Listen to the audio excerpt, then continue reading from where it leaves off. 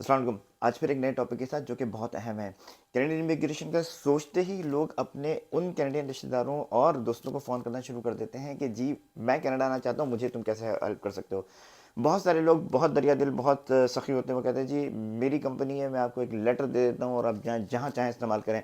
Thank you very much for to them. लेकिन आप ये समझ लें कि जॉब ऑफर अगर आपके कैनेडियन इमिग्रेशन के प्लान को कोई सपोर्ट करना चाहता है, वो दोस्त, रिश्तेदार, कज़न, मामू, चचा, पापा, ताया, पापा, फूफा जो भी हैं, अगर वो आपके कैनेडियन इमिग्रेशन के प्रोग्राम को सपोर्ट करना चाहते हैं और सीरियस हैं, तो उनको एक प्रोसेस से गुजरना पड़ेगा जिसे कहते हैं वैलिड जॉब ऑफर।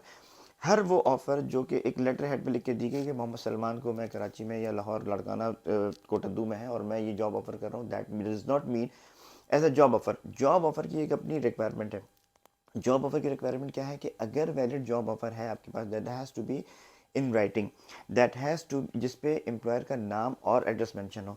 और उसके लिए सबसे अहम बात यह है कि लेबर मार्केट इम्पैक्ट असेसमेंट की पॉजिटिव रिपोर्ट हो। दैट मीन्स कि रेलिवेंट अथॉरिटी कनाडा में ये कंफर्म करेंगे कि अगर सलमान साहब को पाकिस्तान में, इंडिया से, बांग्लादेश, श्रीलंका, भूटान, नेपाल से अगर जॉब ऑफर दी जा रही में उनको ऑफर दी जा रही है, तो दैट मीन्स कि उसका कैनेडियन एम्प्लॉय, कनाडा में जो लोग ऑलरेडी मौजूद हैं उस पर न्यूट्रल या पॉजिटिव इम्पैक्ट है, कोई नेगेटिव इम्पैक्ट नहीं है और इनको ये जॉब ऑफर दी जा सकती है। उस जॉब ऑफर में क्या होगा, ये एम्प्लॉयर की तरफ से राइटिंग में होनी चाहिए।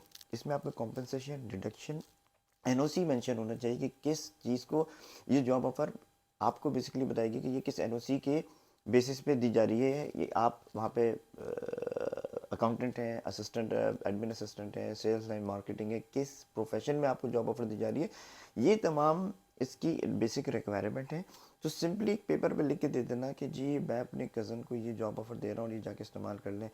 एक बात और अहम समझ लीजिएगा कि वर्क परमिट जो है वो जॉब ऑफर नहीं है।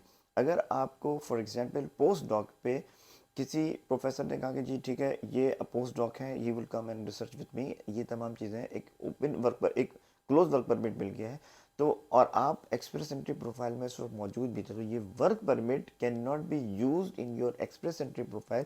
जहाँ पे वही सवाल करता है कि do you have a valid job offer, तो वहाँ पे आप नहीं नहीं कह सकते, यस नहीं कह सकते। दैट मीन्स आप नहीं कह सकते कि जो पोस्ट डॉक की अपॉर्चुनिटी है, जो मेरे पास वर्क परमिट है, बेसिकली ये जॉब ऑफर है। तो जॉब ऑफर की जो रिक्वायरमेंट है, मैंने आपको काफ़ी सारी बता दी कि परमानेंट जॉब हो, राइटिंग में हो, किसी एम्बेसी या हाई कमीशन में नहीं हो, सीजनल नेचर की जॉब नहीं हो और 1 साल से कम पुरानी नहीं हो। ये तमाम इंग्रेडिएंट अगर आपके पास हैं तो आप एक्सप्रेस एंट्री प्रोफाइल में कह सकते हैं yes I have a job offer in Canada. Otherwise इस पे आप नहीं कह सकते कि ये वैलिड जॉब ऑफर है। सिंपली कोई कंपनी अगर आपको लिख के दे दे कि ये एम्प्लॉयमेंट ऑफर है, आप देखिए दो तरीके हैं, या फिर कोई रिलेटिव फ्रेंड आपको ऑफर कर रहा है या आप ये किसी से पेमेंट के अगेंस्ट अरेंज कर रहे हैं। तो पेमेंट की तो मैं बात ही नहीं करता, इसलिए कि हमने इतनी वीडियोस, इतने सेशन, इतने सारा कुछ किया हुआ है कि तमाम चीज़ों को बता दिया है आसानी से कि ये this most of these things are scam.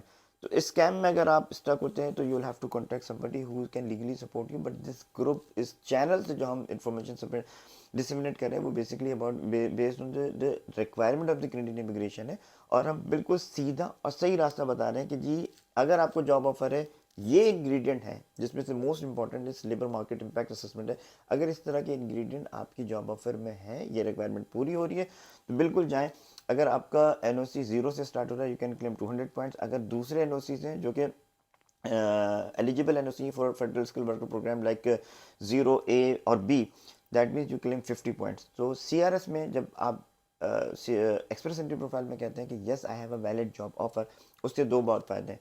अगर वो कोई भी दूसरा एनओसी है जो कि 0 से स्टार्ट नहीं हो रहा है, the system will add 50 points and you will have to prove that my job offer is valid. अगर आपका एनओसी स्टार्ट हो रहा है 0 से, that means you can claim 200 points which is a very senior managerial job offer है।